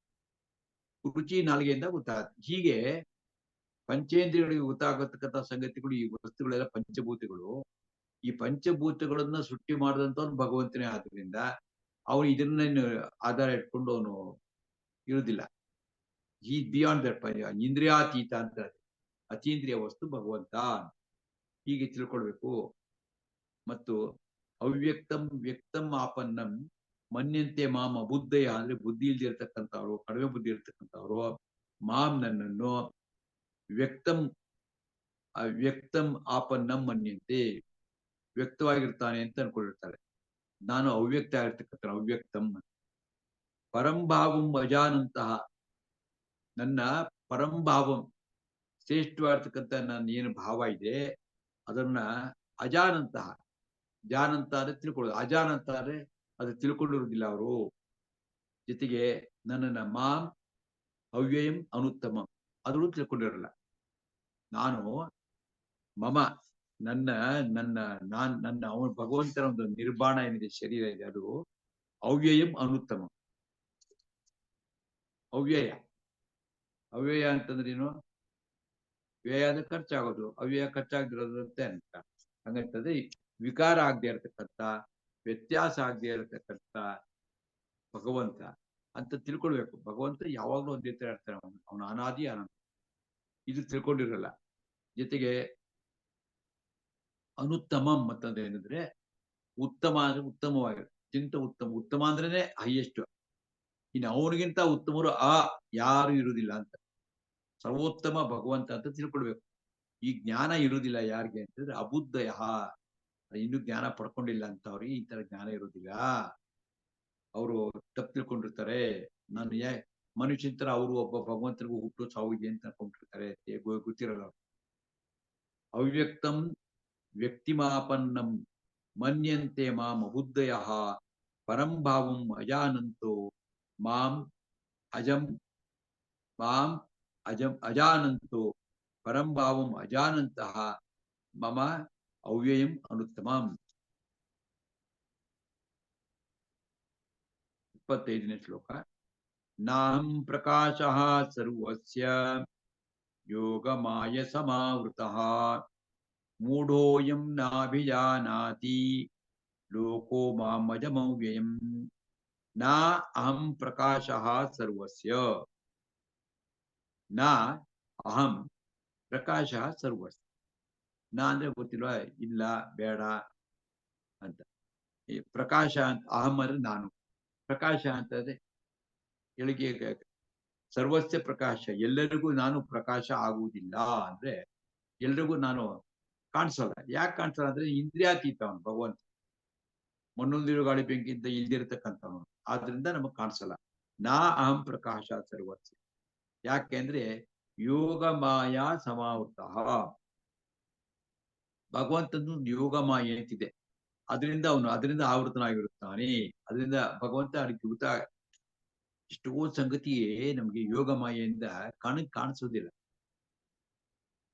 ತುಂಬಾ ಸಂಗತಿ ಕಾಣಿಸದೇ ಇರೋದು ಇದೆ, ಕಾಣಿಸೋದು ಇರುತ್ತೆ. ಕಾಣಿಸದೇ ಇರೋ ಸಂಗತಿ ಸಿಕ್ಕಾಪಟ್ಟೆ ಇರುತ್ತೆ. ಇಲ್ಲ ಅಂತ ಹೇಳೋದು, ನಮ್ಗೆ ಕಾಣಿಸ್ತಾ ಅಂತ ನಮ್ಗೆ ಗೊತ್ತಾಗಿಲ್ಲ ಅಂತ ಇಲ್ಲ ಅನ್ನಕ್ಕಾಗ್ತಾ? ಈಗ ಬ್ರೈನ್ ಇದೆ, ಬ್ರೈನ್ ನಮಗೆ ಕಾಣಿಸಲ್ಲ, ಅನುಭವಕ್ಕೆ ಬರುತ್ತೆ ಅಷ್ಟೇ. ಇಲ್ಲ ಬ್ರೈನ್ ಒಳಗೆ ಏನೇನಿದೆ, ಏನ್ ಕತೆ, ನ್ಯೂರಾನ್ಸ್ ಎಲ್ಲ ನೋಡ್ಬೇಕು ಅಂತ ವಿಶೇಷವಾಗಿ ಜ್ಞಾನಿಗಳಿಗೆ ಮಾತ್ರ ನೋಡೋಕ್ಕಾಗ್ತದೆ, ಎಲ್ರ ಕೈಲೂ ನೋಡೋಕ್ಕಾಗ. ಹಂಗ ಭಗವಂತನ್ ಬೇಕು ಅಂದ್ರೆ ಭಗವಂತನ ಬಗ್ಗೆ ಜ್ಞಾನ ಇರ್ತಕ್ಕಂಥ ಗೊತ್ತಾಗ್ತದೆ, ಬೇರೆ ಗೊತ್ತಾಗೋದಿಲ್ಲ. ಯೋಗ ಮಾಯೆ ಸಮಾವೃತ, ಆವೃತ ಅಂದ್ರೆ ಆವರಿಸ್ಕೊಂಡು, ಚೆನ್ನಾಗಿ ಆವರಿಸ್ಕೊಂಡು ಯೋಗ ಮಾಯಿಂದ ಇಟ್ಕೊಂಡು ಭಗವಂತ ಯಾರಿಗೂ ಕಾಣಿಸಲ್ಲ. ಮೂಢ ಅಯಂನ ಅಭಿಜಾನಾತಿ ಲೋಕೋ ಮಾಂ ಅಜಮವ್ಯಯಂ. ಯಾರು ಅಯಂ ಮೂಢ, ಈ ಮೂಢರು, ಈ ಅಯಂ ಅಂದ್ರೆ ಮೂಢ ಅಂತಂದ್ರೆ ತಿಳುವಳಿಕೆಯಲ್ಲಿ ಇರ್ತಕ್ಕಂಥವ್ರು, ಅಥವಾ ದೇವ್ರಿಲ್ಲ ಅನ್ನೋಂಥವ್ರು, ನಾನು ಹೇಳಿದ್ದೇ ಎಲ್ಲ ಕರೆಕ್ಟ್ ಅಂತ ಅನ್ನತಕ್ಕಂಥವ್ರು. ಕೆಲವರಿಗೆ ತುಂಬಾ ದುರಾಗ್ರಹ ಜಾಸ್ತಿ. ದುರಾಗ್ರಹ ಅಂತಂದ್ರೆ ನಾನು ಯೋಚನೆ ಮಾಡೋದೇ ಕರೆಕ್ಟ್, ನನ್ ಬಿಟ್ರೆ ಯಾರು ಇಲ್ಲ ಅಂತ ಯೋಚನೆ ಮಾಡ ಅಂತವ್ರು. ಏನ್ ಹೇಳ್ತೀರೇನು? ಏನ್ ಹೇಳಕೋದ್ರೆ ನಿಮ್ಗೆ ಗೊತ್ತು, ನಿಮ್ಗೆ ಗೊತ್ತಾಗಲ್ಲ ಅಂತ ಹೇಳ್ತಾರೆ. ನೀವು ಹಳೆ ಕಾಲದವರು ಅಂತಾರೆ, ನಿಮ್ಗೆ ಬುದ್ಧಿ ಇಲ್ದೇದವರು ಅಂತಾರೆ, ನಿಮ್ಗೆ ವಯಸ್ಸಾಗ್ಬಿಡಿದೆ ಅಂತಾರೆ. ಒಟ್ಟೊಳಗೆ ಅಂದ್ರೆ ತಾವ್ ಅನ್ಕೊಂಡಿರೋದೇ ಕರೆಕ್ಟ್ ಅಂತ ಅನ್ಕೊಂಡ್ಬಿಡ್ತಾರೆ. ಅವ್ರ ತಿಳುವಳಿಕೆ ಬರೋದು ತುಂಬಾ ಲೇಟ್ ಆಗೋದು, ಅಂತವ್ರಿಗೆ ಮೂಡೋರು ಅಂತ ಕರೀತಾರೆ. ನಮ್ಗೆ ಯಾವ್ದೇ ದುರಾಗ್ರಹ ಬೆಳೆಸ್ಕೋಬಾರ್ದು. ಏನು ದುರಾಗ್ರಹ ಅಂತಾರೆ? ಆಗ್ರಹ ಅಂತಂದ್ರೆ ಒತ್ತಾಯ, ದುರಾಗ್ರಹ ಅಂದ್ರೆ ಕೆಟ್ಟ ಒಂದು ಏನಂದ್ರೆ, ನಾನ್ ಮಾಡಿದ್ದೇ ಸರಿ, ನಾನು ಯೋಚನೆ ಮಾಡ್ತಾ ಇದ್ದೇ ಸರಿ, ನಾನು ಹೇಳಿದ್ದೇ ಸರಿ. ಅವಾಗ ಏನಾಗ್ತಂದ್ರೆ ಈಗೋ ಬಲ ಆಗುತ್ತೆ. ಯಾವ ಈಗೋ ಬಲ ಆಗುತ್ತೆ, ಈಗೋ ಅಂದ್ರೆ ಜಗಳ ಶುರು ಆಗುತ್ತೆ ಮನೇಲಿ. ಯಾಕೆ ಹಂಗ ಅನ್ಕೋಬೇಕು? ನಾನು ಮಾಡಿದ್ದೇ ಸರಿ ಅಂತ, ನನ್ಗೆ ಇಷ್ಟವಾದ ಎಲ್ರಿಗೂ ಇಷ್ಟ ಆಗ್ಬೇಕು ಅಂತ ಯಾಕೆ ಅನ್ಕೋಬೇಕು? ಇದೆಲ್ಲ ರಾಂಗ್ ಪ್ರಾಕ್ಟೀಸಸ್. ಅದಕ್ಕೋಸ್ಕರವೇ ಅಂತವ್ರಿಗೆ ಮೂಡೋರು ಕರೀತಾರೆ. ಅವರು ನಾವೇನೋ ದೇವ್ರ ಬಗ್ಗೆ ಹೇಳಕ್ ಹೋಗ್ತೀವಿ, ಅಲ್ಲಾರಿ ದೇವ್ರು ಹಂಗಲ್ಲ ಅಂತ ಶುರು ಮಾಡ್ತಾರೆ. ಅವ್ರು ಅನ್ಕೊಂಡಿದ್ದೆ ಸರಿ, ಹಂಗಲ್ಲ. ಅದಕ್ಕೋಸ್ಕರ ಹೇಳಿದ್ರು ಮೂಢ. ನಾ ಅಭಿಜಾನಾತಿ, ಅವರು ಜಾನಾತಿನೇ ತಿಳ್ಕೊಳ್ಳೋದು, ಅಭಿಜಾನಾತಿ ಅಧಿಕವಾಗಿ ತಿಳ್ಕೊಳ್ಳೋದು, ಅದು ನಾ ಇಲ್ಲ ಅವ್ರಿಗೆ. ನಾ ಅಭಿಜಾನಾತಿ ತಿಳ್ಕೊಳ್ಳೋದಿಲ್ಲ ಅವರು. ಲೋಕಃ ಅಂದ್ರೆ ಈ ಲೋಕದ ಈ ಜನಗಳು ಮಾಂ ಅಜಂ ಅವ್ಯಯಂ, ಮಾಂ ನನ್ನನ್ನು ಅಜಂ ಅಂತ ತಿಳ್ಕೊಳ್ಬೇಕು ಅವರು, ಅದು ತಿಳ್ಕೊಳ್ಳಲ್ಲ ಅವರು. ನಾ ಅಭಿಜಾನಾತಿ. ಅಜಂ ಅಂದ್ರೆ ಏನು? ಜಾನ ಹುಟ್ಟುವುದು, ಅಜ ಅಂದ್ರೆ ಭಗವಂತನಿಗೆ ನಮ್ಮ ತರ ಹುಟ್ಟಿಲ್ಲ. ಮತ್ತೆ ಕೃಷ್ಣ ಹುಟ್ಟಿದ್ದು, ರಾಮ ಹುಟ್ಟಿದ್ದು ಅವೆಲ್ಲ ಹುಟ್ಟಲ್ಲ. ಅದು ಅವತಾರ ಮಾಡಿದಂತಹದ್ದು, ಯೋಗ ಮಾಯೆಯಿಂದ ಬಂದಿರತಕ್ಕಂಥದ್ದು. ಯೋಗ ಮಾಯೆ ಅಂತಂದ್ರೆ ನಮ್ಗೆ ಗೊತ್ತಾಗಲ್ಲ, ಏನು ಎಷ್ಟು ಯೋಚನೆ ಮಾಡ್ರು ಹೊಡೆಯಲ್ಲ ಅಂತ, ಅದು ಯೋಗ ಮಾಯೆ. ಅಯಂ ಅಜಂ ಅವರು, ಜೊತೆಗೆ ಅವ್ಯಯ. ಅವ್ಯಯ ಅಂದ್ರೆ ನಾಶ ಆಗುತ್ತೆ, ಎರಡೂ ಇಲ್ಲ, ಹುಟ್ಟಿಲ್ಲ ಸಾವಿಲ್ಲ. ಇದು ಅಯಂ ಮೂಢ ನಾ ಅಭಿಜಾನ, ಮೂಢರಿಗೆ ಇದು ಗೊತ್ತಾಗೋದಿಲ್ಲ, ಜ್ಞಾನಿಗಳು ಮಾತ್ರ ಗೊತ್ತಾಗುತ್ತೆ. ನಾಹಂ ಪ್ರಕಾಶಃ ಸರ್ವಸ್ಯ ಯೋಗ ಮಾಯಾ ಸಮಾವೃತಃ ಮೂಢೋಯಂ ನಾಭಿಜಾನಾತಿ ಲೋಕೋ ಮಾಮಜಮವ್ಯಯಂ. 26ನೇ ಶ್ಲೋಕ. ವೇದಾಹಂ ಸಮತೀತಾನಿ ವರ್ತಮಾನಾನಿ ಚಾರ್ಜುನ ಭವಿಷ್ಯಾಣಿ ಚ ಭೂತಾನಿ ಮಾಂ ತು ವೇದ ನ ಕಶ್ಚನ. ವೇದ ಅಹಂ ಸಮತೀತಾನಿ ವರ್ತಮಾನಾನಿ ಚ ಅರ್ಜುನ ಭವಿಷ್ಯಾಣಿ ಚ ಭೂತಾನಿ ಮಾಂ ತು ವೇದ ನ ಕಶ್ಚನ. ಈಗ ಭಗವಂತನ ಒಂದು ಸರ್ವೋತ್ತಮತ್ವ, ಭಗವಂತ ಅವನು ಹೈಯೆಸ್ಟ್ ಡಿವೈನಿಸ್ಟ್, ಏನೇನಿದೆಯೋ ಎಲ್ಲವೂ ಅವನೇ. ಅವನಿಗಿಂತ ಉತ್ತಮರು ಯಾರು ಇಲ್ಲ, ಅವನಿಗೆ ಸಮನಾದರು ಕೂಡ ಯಾರು ಇಲ್ಲ. ಯಾಕೆ ಅಂತಾರೆ ಈ ಶ್ಲೋಕ ಏನ್ ಹೇಳುತ್ತೆ ಅಂತಂದ್ರೆ, ಅರ್ಜುನ ಸಮತೀತಾನಿ ಚ ವರ್ತಮಾನಾನಿ ಚ ಭವಿಷ್ಯಾಣಿ ಭೂತಾನಿ ಅಂದ್ರೆ, ಅರ್ಜುನ ಸಮತೀತಾನಿ, ಸಮ ಅಂತಂದ್ರೆ ಇಲ್ಲಿ ವರ್ಷಗಳು, ಕಾಲ ಅಂತ, ಕಳೆದೋಗಿರ್ತಕ್ಕಂಥದ್ದು. ಅತೀತ ಅಂದ್ರೆ ಕಳೆದೋಗುತ್ತೆ. ಸಮತೀತಾನಿ ಹಿಂದೆ ಬೇಕಾಷ್ಟು ವರ್ಷ ಕಳೆದೋಗಿದ್ರೆ ಅದು, ಮತ್ತು ಮತ್ತು ವರ್ತಮಾನಾನಿ ಈಗ ವರ್ತಮಾನ ಕಾಲದಿರ್ತಕ್ಕಂಥದ್ದು, ಚ ಮತ್ತು ಭವಿಷ್ಯಾಣಿ ಮುಂದೆ ಹುಟ್ಟತಕ್ಕಂಥದ್ದು, ಭೂತಾನಿ ಎಲ್ಲಾ ಪ್ರಾಣಿಗಳನ್ನು ಕೂಡ, ಕೋಟಿ ಕೋಟಿ ಪ್ರಾಣಿಗಳನ್ನು ಕೂಡ, ನಾನು ಜೀವರಾಶಿಗಳನ್ನು ಕೂಡ ಅಹಂ ವೇದ, ನಾನು ತಿಳ್ಕೊಂಡಿದ್ದೀನಿ ಅಂತ. ವೇದ ಅಂದ್ರೆ ತಿಳ್ಕೊಳ್ಳೋದು, ವೇದ ವಿಧಿ ತಿಳ್ಕೊಳ್ಳೋದು ಅಂತ. ಅಹಂ ವೇದ, ನಾನು ತಿಳ್ಕೊಂಡಿದ್ದೀನಿ ಅಂದ್ರೆ ಅನಂತ ಕೋಟಿ ಜೀವರಾಶಿಗಳು ಏನಿದೆ ಜಗತ್ತಿನಲ್ಲಿ, ಅದೆಲ್ಲದರ ಬಗ್ಗೆನೂ ನನಗೆ ಜ್ಞಾನ ಇದೆ. ಅಷ್ಟೇ ಅಲ್ಲ, ಹಿಂದೆ ಏನಾಗಿತ್ತು, ಈಗೇನಿದೆ, ಮುಂದೇನಾಗತ್ತೆ ಅದು ನನಗೆ ಗೊತ್ತು.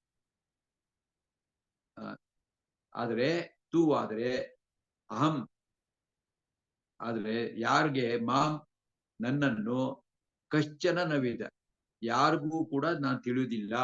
ಯಾರಿಗೂ ಕೂಡ ಅಂತಂದ್ರೆ ಯಾರಿಗೆ ಜ್ಞಾನ ಇಲ್ಲೋ ಅವ್ರಿಗೆ ನಾನು ತಿಳಿಯಲ್ಲ ಅಂತ ಅರ್ಥ. ಅದು ಅಧ್ಯಾಹಾರ ಮಾಡ್ಕೋಬೇಕು. ಮಾಂ ಕಶ್ಚನ ನವೇದ, ಯಾರಿಗೂ ಕೂಡ ನಾನು ನವೇದ, ನಾನು ಯಾರಿಗೂ ಗೊತ್ತಾಗಿಲ್ಲ. ಯಾರು ಅಂತಂದ್ರೆ ಅರ್ಥ ಏನಂತಂದ್ರೆ, ಯಾರಿಗೂ ಗೊತ್ತಾ ಅಂತ, ಯಾರಿಗೂ ಗೊತ್ತಾಗಲ್ಲ, ಅಜ್ಞಾನಿಗೆ ಗೊತ್ತಾಗೋದಿಲ್ಲ. ಭಗವಂತ ಸರ್ವತ್ರ ಇದ್ದಾನೆ, ಎಲ್ಲರೂ ಇದ್ದಾನೆ, ಯಾವಾಗ್ಲೂ ಇರ್ತಾನೆ ಅಂತಕ್ಕಂಥ ಸಂಗತಿ ಅಜ್ಞಾನಿಗೆ ಗೊತ್ತಾಗೋದಿಲ್ಲ. ಈ ತಿಳ್ಕೊತಾ ಹೋದ್ರೆ ಜ್ಞಾನ ಬಂದಂಗಿಲ್ಲ. ವೇದ ನೋಡಿ, ಅರ್ಜುನ ಸಮತೀತಾನಿ ಚ ವರ್ತಮಾನಿ ಚ ಭವಿಷ್ಯಾಣಿ ಭೂತಾನಿ ಅಹಂ ವೇದ ತು, ಆದ್ರೆ ಮಾಂ ಕಶ್ಚನ ನ ವೇದ, ನನ್ನ ಬೇರೆ ಯಾರಿಗೂ ನನ್ಗೆ ಗೊತ್ತಿಲ್ಲ ನಾನು ಅಂತ ಹೇಳಿ. ಯಾಕೆ ಅಂತಂದ್ರೆ, ಇವಾಗ ರಾಮನ ಕಾಲದಲ್ಲಿ ಎಷ್ಟು ಜನ ಇದ್ರೆಲ್ಲ ಕೂಡ ರಾಮನೇ ಭಗವಂತ ಅಂತ ಗೊತ್ತಾದಂತವ್ರು ತುಂಬಾ ಜನ ಇದ್ರು. ರಾಮನ ದೇವರೆಲ್ಲ ಅವನು ನಮಗೆ ಮನುಷ್ಯ ಅನ್ಕೊಂಡವರು ಅವ್ರು ಬಹಳ ಜನ. ಕೊನೆಗೆಲ್ಲ ರಾಮಾವತಾರ ಮುಗಿದು ರಾಮ ವಾಪಸ್ಸು ತನ್ನ ಅವತಾರ ಸಮಾಪ್ತಿ ಮಾಡಕ ಬಂದ್ರೆ ಎಲ್ಲರೂ ಕರೀತಾರೆ, ಯಾರು ಬೇಕಾದ್ರೆ ನನ್ನ ಜೊತೆಗೆ ಬನ್ನಿ, ನಿಮ್ಮನ್ನೆಲ್ಲ ವೈಕುಂಠ ಕರ್ಕೊಂಡು ಹೋಗ್ತೀನಿ ಅಂತ ಹೇಳಿದ್ರೆ ಎಲ್ರಿಗೂ ಭಯ, ಒಬ್ರು ಹೋಗೋದಿಲ್ಲ. ಎಲ್ಲೋ ಕೆಲವು ಜ್ಞಾನಿಗಳು ಮಾತ್ರ ಜೊತೆ ಹೋಗ್ತಾರೆ. ಇರುವೆ ಇರ್ಬೋದು, ಅದನ್ನು ಕರ್ಕೊಂಡು ಹೋಗ್ತಾನೆ. ಇರುವೆ, ಹುಳುಗಳು, ಏನ್ ಬೇಕಾರಾಗಿರ್ಬೋದು, ಯಾವುದೇ ಜೀವರಾಶಿಗಳು ನನ್ನ ಜೊತೆ ಬನ್ನಿ, ನಾನು ಕರ್ಕೊಂಡು ಹೋಗ್ತೀನಿ. ಮಿಕ್ಕಾದವ್ರಿಗೆಲ್ಲ ಕೂಡ ಅರೆ ಬರೆ ನಂಬಿಕೆ. ಹಂಗಾಗಿ ಕೆಲವು ಜನ ಅವ್ನ ಹಿಂದೆ ಹೋಗ್ತಾರೆ. ಯಾಕಂದ್ರೆ ಜ್ಞಾನ ಬೇಕಲ್ಲ. ಈಗ ಸುಮ್ನೆ ದೇವ್ರು ದೇವ್ರು ದೇವ್ರು ನಾವು ಏನು ಅನ್ಕೊಂಡಿದ್ದೆ. ನಾಳೆ ಬೆಳಿಗ್ಗೆ ದೇವ್ರು ನಮ್ಮ ಮನೆ ಮುಂದೆ ರಾಮ ಬಂದು ನಿಂತ್ಕೊಂಡ ಅಂತಂದ್ರೆ ಅವ್ನ್ ರಾಮ ಅಂತ ನಮ್ಗೆ ಗೊತ್ತಾಗುತ್ತೆ ನಮ್ಗೆ. ಮುಂದಕ್ಕೆ ಹೋಗಪ್ಪ ಏನೂ ಇಲ್ಲ ಅಂತ ಹೇಳ್ತೀವಿ. ಅಥವಾ ಕೃಷ್ಣನ್ ವೇಷ ಹಾಕೊಂಬಂದ್ರೆ ಕೃಷ್ಣನ್ ವೇಷ ಹಾಕೊಂಬಂದಿದ್ದಾನೆ ಮುಂದಕ್ಕೆ ಹೋಗಪ್ಪ ಅಂತ. ಸೊ ದೇವ್ರನ್ನ ರೆಕಗ್ನೈಸ್ ಮಾಡಕ್ಕಾಗ್ತಂದ್ರೆ ನಮ್ಮ ಜ್ಞಾನದ ಮಟ್ಟ ಎಷ್ಟಿರ್ಬೇಕು ಅಷ್ಟು ಬೆಳೆಸ್ಕೊಳ್ಬೇಕು ಅಂತ ಅರ್ಥ. ಶ್ಲೋಕ ನೋಡ್ಕೊಳ್ಳಿ. ವೇದಾಂ ಸಮತೀತಾನಿ ವರ್ತಮಾನಾನಿ ಚಾರ್ಜುನ ಭವಿಷ್ಯಾನಿ ಚ ಭೂತಾನಿ ಮಾಂ ತು ವೇದನ ಕಶ್ಚನ. 27ನೇ ಶ್ಲೋಕ. ಇಚ್ಛಾದ್ವೇಷ ಸಮುತ್ಥೇನ ದ್ವಂದ್ವ ಮೋಹೇನ ಭಾರತ ಸರ್ವಭೂತಾನಿ ಸಮ್ಮೋಹಂ ಸರ್ಗೇ ಯಾಂತಿ ಪರಂತಪ. ಇಚ್ಛಾ ದ್ವೇಷ ಸಮುತ್ಥೇನ ದ್ವಂದ್ವ ಮೋಹೇನ ಭಾರತ ಸರ್ವಭೂತಾನಿ ಸಮ್ಮೋಹಂ ಸರ್ಗೇ ಯಾಂತಿ ಪರಂತಪ. ಯಾತಕ್ಕೆ ಅಂತಂದ್ರೆ ನಾವೆಲ್ಲ ಕೂಡ ಮೋಹಕ್ಕೆ ಒಳಗಾಗಿರ್ತೀವಿ. ಇದು ದಾಟದ್ ಬಹಳ ಕಷ್ಟ. ಅದು ಸಮೋಹ, ಬರೀ ಮೋಹ ಅಲ್ಲ. ಸಮೋಹ ಅಂದ್ರೆ ಒಂಥರ ಭ್ರಮೆ ಅಥವಾ ಭ್ರಾಂತಿ. ಏನೋ ಇದು ಸಿಕ್ಬಿಟ್ರೆ ಸರಿ ಹೋಗ್ಬಿಡುತ್ತೆ, 1 ಲಕ್ಷ ಬಂದ್ಬಿಟ್ರೆ ಸರಿ ಹೋಗ್ಬಿಡುತ್ತೆ, ಸುಖವಾಗಿ ಬರ್ತೀನಿ. 10 ಲಕ್ಷ ಬಿಟ್ರೆ ಸರಿ ಹೋಗ್ಬಿಡುತ್ತೆ ಅಂತ ದುಡ್ಡು ವಿಷಯ ಅಂದ್ರೆ. ಅಥವಾ ಎಲ್ಲಾ ಜನ ಭ್ರಮೆ ಒಳಗಾಗಿರ್ತಂದ್ರೆ what is life without wife? ಮದುವೆ ಆಗ್ಬಿಡ್ಬೇಕು, ಒಂದು ಹುಚ್ಚು ಆವೇಶ, ಎಲ್ಲರೂ ಮದುವೆ ಆಗ್ತಾರೆ. ಮದುವೆ ಆದ್ಮೇಲೆ ಕೆಲವರು ಯಾಕಾರ ಮದುವೆ ಆದ್ನೋ ಅಂತ ಒದ್ದಾಡ್ಕೊಳ್ಳೋದು ಎಲ್ಲರೂ ಕೂಡ. ಈ ತರ ಎಲ್ಲ ಆಗುತ್ತೆ. ಇದೆಲ್ಲ ಭ್ರಮೆನೇ ತಾನೆ. ಈ ತರ ಭ್ರಮೆಗಳು ಪ್ರತಿಯೊಂದು ಇಂದ್ರಿಯಂದ್ರೂ ಒಂದು ಭ್ರಮೆಗೊಳಗಾಗ್ತದೆ. ಅದು ಆಚೆ ಬರ್ಬೇಕಾದ್ರೆ ಜ್ಞಾನ ಬರಬೇಕು. ಇದು ಹೊರತಾಗಿರೋರು ಯಾರು ಇಲ್ಲ. ತುಂಬಾ ಕಷ್ಟ. ಇದು ಅದನ್ನೇ ಮೋಹ ಅಥವಾ ಸಮೂಹ ಅಂತ. ಹಿಂಗಾದ್ರೆ ಏನೋ ಆಗ್ಬಿಡುತ್ತೆ ಅಂತ ಗೊತ್ತಿಲ್ಲ. ಹಂಗಂತ ಮಾಡಬಾರ್ದು ಅಂತಂತಲ್ಲ. ಬದುಕಬೇಕು, ಅದಕ್ಕೋಸ್ಕರ ಏನೇನೋ ಮಾಡ್ತಾ ಇರ್ತೀವಿ, ಮಾಡ್ಲೇಬೇಕಾಗಿ ಬರುತ್ತೆ. ಆದ್ರೂ ಕೂಡ ಭಗವಂತ ಅರ್ಥ ಆಗ್ಬೇಕಾದ್ರೆ ಪೂರ್ತಿ ಮೋಹ ಅನ್ನೋದು ಬಿಟ್ಟೋಗ್ಬೇಕು. ಪೂರ್ತಿ ಭಗವಂತನಿಗೆ ಅನ್ಯಥಾ ಶರಣಂ ನಾಸ್ತಿ ತ್ವಮೇವ ಶರಣಂ ಮಮ ಅಂತ ಶರಣಾಗತರಾದ್ರೆ ಭಗವಂತನ ಜ್ಞಾನ ಬರುತ್ತೆ ನೋಡಿ.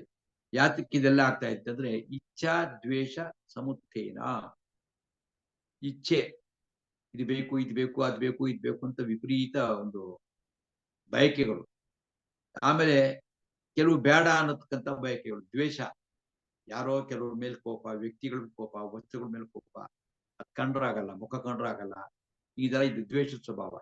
ಇದರಿಂದ ಉತ್ಥಾನ ಅಂತ ಇದರಿಂದ ಆದಂತ ಸಂಗತಿ ಏನಪ್ಪಾ ಅಂದ್ರೆ ಇದು ದ್ವಂದ್ವ.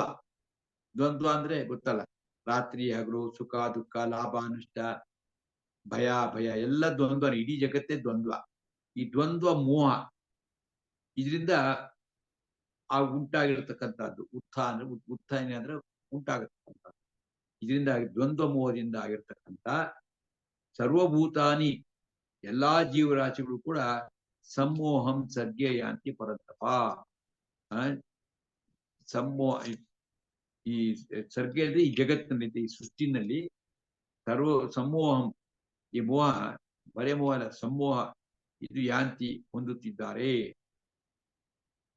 ಎಲ್ಲ ಅದರಲ್ಲೇ ಇರ್ತಾರೆ.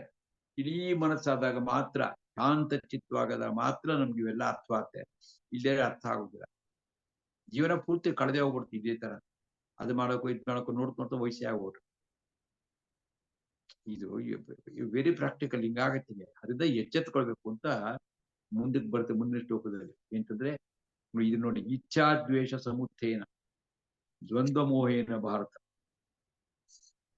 ಸಮುತ್ಥೇನ ಅಂತ ಉಂಟಾಗುವ ಅಂತ ಅರ್ಥ.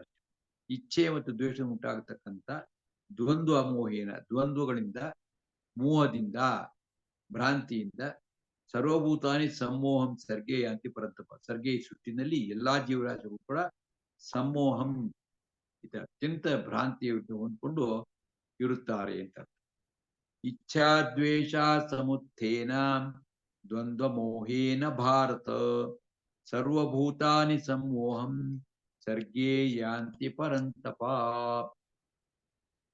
ಆಮೇಲೆ 28ನೇ ಶ್ಲೋಕ.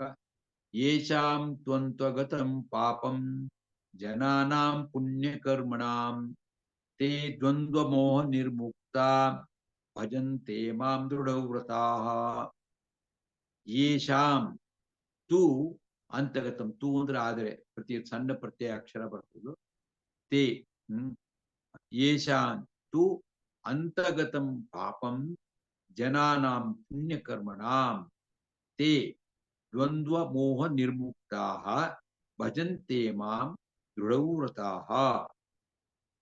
ಸೊಲ್ಯೂಷನ್ ಹೇಳ್ತೇನೆ ಇವಾಗ ಏನ್ ಮಾಡಬೇಕು ಅಂತ.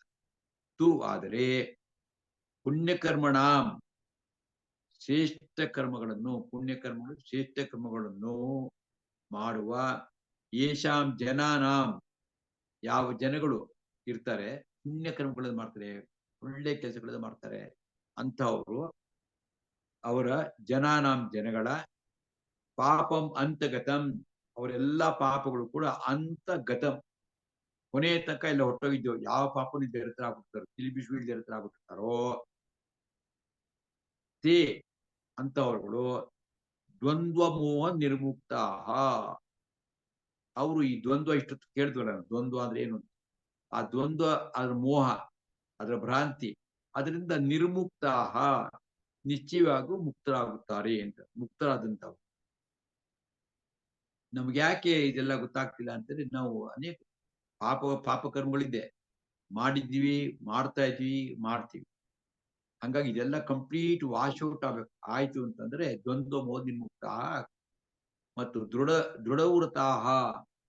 ದೃಢವೃತಿಗಳು ನಮ್ಗೆ ದೃಢತೆ ಇಲ್ವಲ್ಲ ದೃಢವೃತಿಗಳು ಮಾಂ ಭಜಂತೆ ನನ್ನನ್ನು ಭಜಿಸುತ್ತಾರೆ. ದೃಢವೃತಿಗಳು ಅಂತಂದ್ರೆ ಏನು ಅಂತಂದ್ರೆ ಮೊದಲನೇದು ವ್ರತ ಅನ್ನೋದೇ ಇರ್ಬೇಕೀಗ ವ್ರತ ಅಂತ ತಕ್ಷಣವೇ ದೃಢವಾಗಿ ಇರ್ತಕ್ಕಂಥ ಅದಕ್ಕೆ ಇನ್ನೊಂದು ಸ್ವಲ್ಪ ಅಬ್ಜೆಕ್ಟಿವ್ ದೃಢ ಅನ್ನೋದು ಅದು ಸೇರ್ತೆ ಇನ್ನು ಬಲವಾಗಿ ಹೇಳ್ತಾರೆ. ನಾವು ನಾಳೆಯಿಂದ ಪ್ರತಿನಿತ್ಯ ಪೂಜೆ ಮಾಡಬೇಕು ಪ್ರತಿನಿತ್ಯ ಜಪ ಮಾಡಬೇಕು ನಾಳೆಯಿಂದ ಪ್ರತಿನಿತ್ಯ ಓದ್ತಿರ್ಬೇಕು ಅಂತ ಅನ್ಕೊಳ್ತೀವಿ. ದೃಢತೆ ಇರುತ್ತೆ ಅನ್ನೋದು ಇರೋದಿಲ್ಲ. ನಾಳೆ ಆಗ್ತಾ ಇದ್ದಂಗೆ ಒಂದು ಕೆಲಸ ಮಾಡೋಣ ನಾಳೆಯಿಂದ ಮಾಡೋಣ ತಿರ್ಗಾ ಪೋಸ್ಟ್ಪೋನ್ ಸಣ್ಣ ಸಣ್ಣ ಕೆಲಸಗಳು ಈಗ ನಿತ್ಯ ಕೂತ್ಕೊಂಡು ನಾಳೆ ನಾನು ಏನೇನ್ ಮಾಡಬೇಕು ಕೆಲಸಗಳಂತ ಒಂದು ಡೈರಿ ಬರೀಬೇಕು ಒಂದು ಒಳ್ಳೆ ಅಭ್ಯಾಸ. ಡೈರಿ ಬರೆದ್ರೆ ಏನಾಗ್ತದೆ ಅಂತ ನಿಮ್ ತಲೆಯಲ್ಲಿ ಇರೋದೆಲ್ಲ ಡೈರಿಗೆ ಬಂದ್ಬಿಡುತ್ತೆ ತಲೆ ಖಾಲಿ ಆಗತ್ತೆ ಮಲ್ಕೊಂಡ್ರೆ ನಿದ್ದೆ ಅದನ್ನ ಬರಿಬೇಕು ಅಂತ ಕೆಲವರು ಇದ್ದಾರೆ ನಮ್ಮ ಸ್ನೇಹಿತರುಗಳು 2 ವರ್ಷದಿಂದ ಪ್ರಯತ್ನ ಮಾಡ್ತಾರೆ ಇನ್ನೂ ಬರೆಯಕ್ಕಾಗಿಲ್ಲ ಯಾಕೆ ದೃಢವೃತ್ತ ಇಲ್ಲ. ಇನ್ನು ಕೆಲವರು ಇದ್ದಾರೆ ನಾಳೆಯಿಂದ ರೆಗ್ಯುಲರ್ ವಾಕಿಂಗ್ ಬಿಟ್ಟು ಒಂದ್ ದಿವಸ ತಪ್ಪಿಸ್ಕೊಳ್ಳಲ್ಲ ನಾಳೆಯಿಂದ ಯೋಗಾಸನ ಮಾಡ್ತಾರೆ. ಇಲ್ಲ ಅನ್ಕೊಂಡಿದ್ದಷ್ಟೇ ನಾಳೆ ಬರ್ತಾ ಇದ್ದಂಗೆ ತಿರ್ಗಿ ನಾಳೆ ಕೂತ್ಕೋಣ ಅದೇ ದೃಢವೃತ್ತಿಗಳು ಅಲ್ಲ. ದೃಢವೃತ್ತಿಗಳು ಆಗಬೇಕು ಅಂತ ಇಲ್ಲಿ ಹೇಳ್ತಾ ಇರೋಂಥ ದೃಢವೃತ್ತಿಗಳು ಆಯ್ತು ಅಂತಂದ್ರೆ ಅಂತವರು ಮಾಂ ಭಜಂತೆ ನನ್ನನ್ನೇ ಹೊಂದುತ್ತಾರೆ. Very simple. ಏನಾಗ್ಬೇಕು ನಾವು ಭಗವಂತ ಬೇಕು ಅಂತಂದ್ರೆ ಪಾಪಗಳನ್ನು ಕಳ್ಕೋಬೇಕು ಮತ್ತು ದೃಢವೃತ್ತಿಗಳು ಆಗಬೇಕು ಅಂತ ಶ್ಲೋಕದ ಅರ್ಥ. ಏಷಾಂತೂ ಅಂತಗತಂ ಪಾಪಂ ಅಂತಗತ ಗತ ಅಂದ್ರೆ ಹೋಗುವುದು ಅಂತ ಗತ ಅಂದ್ರೆ ಗೋ ಅಂತ ಅಂದ್ರೆ ಕೊನೆ ಎಲ್ಲ ಹೋಗಿ ಪಾಪದ ಕೊನೆ ಆಗ್ಬಿಡ್ಬೇಕು ಪಾಪ ಎಲ್ಲ ಮುಗ್ದೋಗ್ಬಿಡ್ಬೇಕು. ಏಷಾಂತೂ ಅಂತಗತಂ ಪಾಪಂ ಏಷಾಂತು ಅಂತಗತ ಪಾಪಂ ಜನಾನಾಂ ಪುಣ್ಯಕರ್ಮಣಾಂ ತೇ ದ್ವಂದ್ವ ಮೋಹ ನಿರ್ಮುಕ್ತಾ ಭಜಂತೆ ಮಾ ದೃಢವೃತಾಃ. ಶ್ಲೋಕ ಒಂದ್ಸರಿ ಓದ್ಬಿಡ್ತೀನಿ ನೋಡ್ಕೊಳ್ಳಿ. ಯೇಷಾಂತು ಅಂತಗತಂ ಪಾಪಂ ಜನಾನಾಂ ಪುಣ್ಯಕರ್ಮಣಾಂ ತೇ ದ್ವಂದ್ವ ಮೋಹ ನಿರ್ಮುಕ್ತಾಃ ಭಜಂತೆ ಮಾಂ ದೃಢವೃತಾಃ. 90ನೇ ಶ್ಲೋಕ. ಜರಾ ಮರಣ ಮೋಕ್ಷಾಯ ಮಾಮಾಶ್ರಿತ್ಯ ಯತಂತಿ ಯೇ ತೇ ಬ್ರಹ್ಮ ತದ್ವಿದುಃ ಕೃತ್ಸ್ನಂ ಅಧ್ಯಾತ್ಮಂ ಕರ್ಮ ಚಾಖಿಲಂ. ಜರ ಮರಣ ಮೋಕ್ಷಾಯ ಮನುಷ್ಯನಿಗೆ ಬಾಧೆ ಕೊಡ್ತಕ್ಕಂಥದ್ದು ಎರಡೇ. ಒಂದು ಜರ ಅಂತಂದ್ರೆ ಮುಪ್ಪು ಕೈಲಾಗಲ್ಲ ಕಾಲಾಗಲ್ಲ ಕಾಲಿತ್ತಕ್ಕಾಗಲ್ಲ ನಡೆಯಕ್ಕಾಗಲ್ಲ ಕೂತ್ಕೊಳ್ಳೋಕ್ಕಾಗಲ್ಲ ತಿಂದಿ ಜೀರ್ಣ ಆಗಲ್ಲ 108 ಸಮಸ್ಯೆಗಳು. ನಿದ್ದೆ ಬರಲ್ಲ ಸುಮ್ಮನೆ ಇರಕ್ಕಾಗಲ್ಲ ಏನಾದ್ರು ಮಾಡಿದ್ರೆ ಬಯಸ್ಕೊಡೋದು ಬೇರೆಯವ್ರ ಕೈನಲ್ಲಿ. ಈ 108 ಒಂದೆರಡಲ್ಲ 108 ಸಮಸ್ಯೆಗಳು ಮುಪ್ಪಿನ ಸಮಸ್ಯೆಗಳು.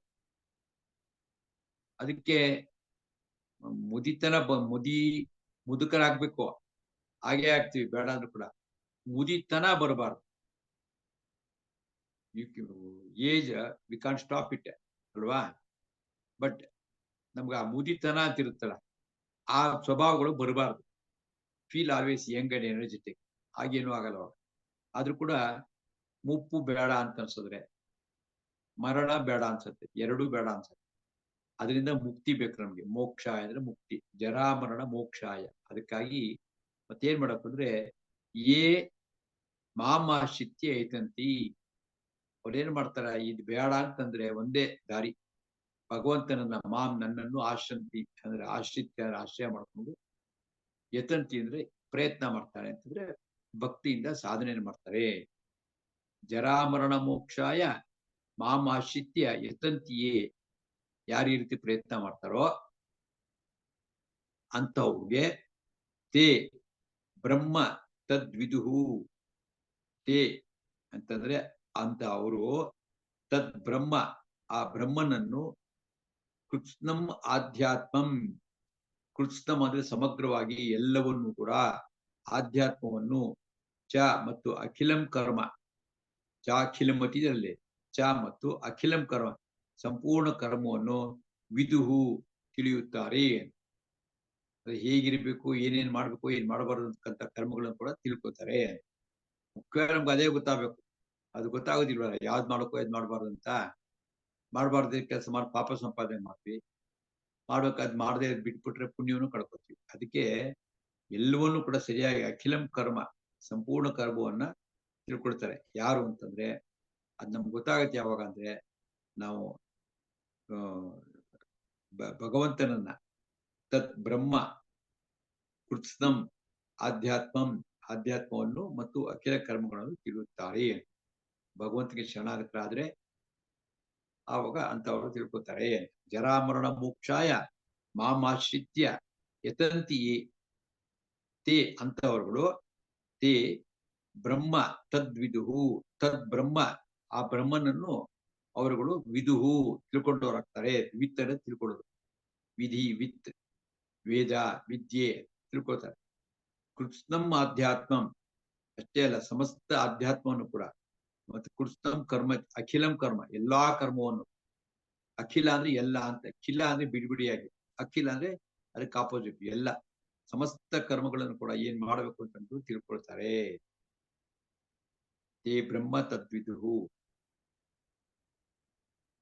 ಜರಾಮರಣ ಮೋಕ್ಷಾಯ ಮಮಾಶ್ರಿತ್ಯ ಯತಂತಿಯೇ ತೇ ಬ್ರಹ್ಮ ತದ್ವಿದುಹು ಕೃತ್ಸ್ನಂ ಆಧ್ಯಾತ್ಮಂ ಕರ್ಮ ಚಾಖಿಲಂ.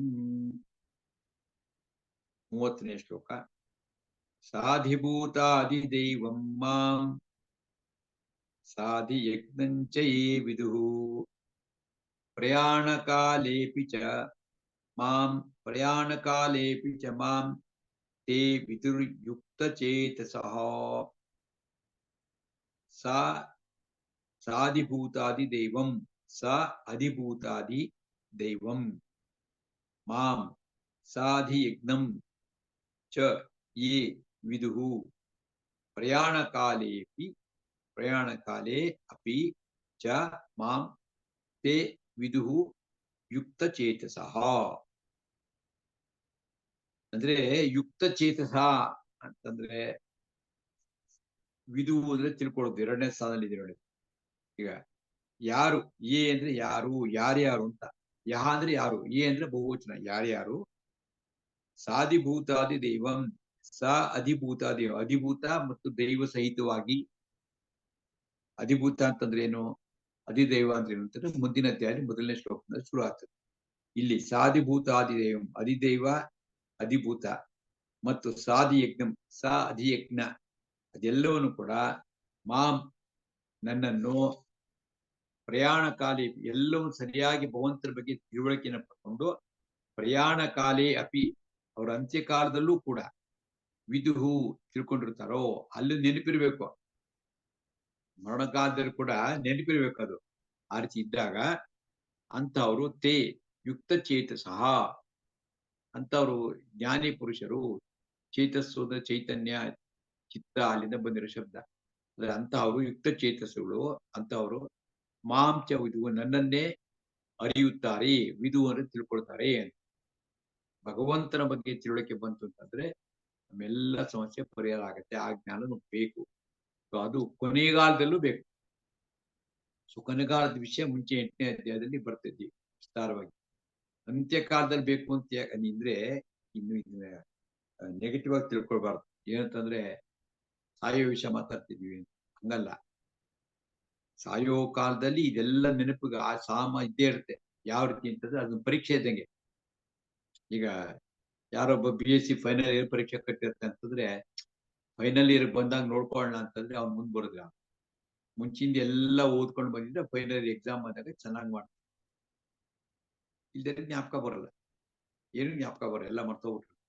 ಅದಕ್ಕೋಸ್ಕರ ಅದೇ ರೀತಿಯಲ್ಲಿ ಜೀವನದಲ್ಲಿ ನಿರಂತರವಾಗಿ ಸತ್ಕಾರ್ಯದಲ್ಲಿ ಯಾರು ತೊಡಗಿರ್ತಾರೋ ಅಂತವ್ರಿಗೆ ಅಂತ್ಯಕಾಲದಲ್ಲಿ ಭಗವಂತ ಸ್ಮರಣೆ ಸಹಜವಾಗಿ ಬರುತ್ತೆ, ತುಂಬಾ ಸಹಜವಾಗಿ ಬರುತ್ತೆ ಅನ್ನುವಂಥ ವಿಷಯವನ್ನ ಇಲ್ಲಿ ಹೇಳ್ತಾರೆ. ತಿಳ್ಕೊಳ್ಬೇಕು ಅಂತ ಜ್ಞಾನ ತಿಳ್ಕೊಳ್ಬೇಕು. ಏನು ಹೇಳಿಲ್ಲ, ಏನಂದ್ರೆ ಸಾಧಿಭೂತಾದಿ ದೈವಂ ಸಾ ಅಧಿಭೂತ ಅಧಿದೈವ ಮಾಂ ಸಾ ಅಧಿಯಜ್ಞನ್ ಚಯೇ ವಿದುಹು ಪ್ರಯಾಣ ಕಾಲೇ ಪಿಚ ಮಾಂ ತೇ ವಿದುಹೋ ಯುಕ್ತ ಚೇತಸಃ. ಅಲ್ಲಿಗೆ 30ನೇ ಶ್ಲೋಕ ಮುಗೀತು. ಓಂ ತತ್ಸದಿತಿ ಶ್ರೀಮದ್ ಭಗವದ್ಗೀತಾಸು ಉಪನಿಷತ್ಸು ಬ್ರಹ್ಮವಿದ್ಯಾಯಾಂ ಯೋಗಶಾಸ್ತ್ರೇ ಈ ಕೃಷ್ಣಾರ್ಜುನ ಸಂವಾದಿ ಜ್ಞಾನ ವಿಜ್ಞಾನ ಯೋಗೋ ನಾಮ ಸಪ್ತಮೋಧ್ಯಾಯ. ಅಲ್ಲಿ 7ನೇ ಅಧ್ಯಾಯ ಮುಗೀತು. ಈ ಕೊನೆ ಶ್ಲೋಕಕ್ಕೆ ಹೆಚ್ಚು ದೀರ್ಘವಾಗಿ ಅರ್ಥ ಹೇಳಲಿಲ್ಲ. ಯಾಕೆಂತಂದ್ರೆ 8ನೇ ಅಧ್ಯಾಯ ಮೊದಲನೇ ಶ್ಲೋಕನ 2ನೇ ಶ್ಲೋಕದಲ್ಲಿ ಬಂದ್ಬಿಡುತ್ತೆ. ಸೊ ಅವಾಗ ತಿಳ್ಕೊಳ್ಳೋಣ ನಾವು. ಇದಿಷ್ಟು ಇವತ್ತು ಅಲ್ಲಿಗೆ 7ನೇ ಅಧ್ಯಾಯ ನಮ್ದು ಮುಗೀತು. ಮುಂದಕ್ಕೆ 8ಮೋಧ್ಯಾಯ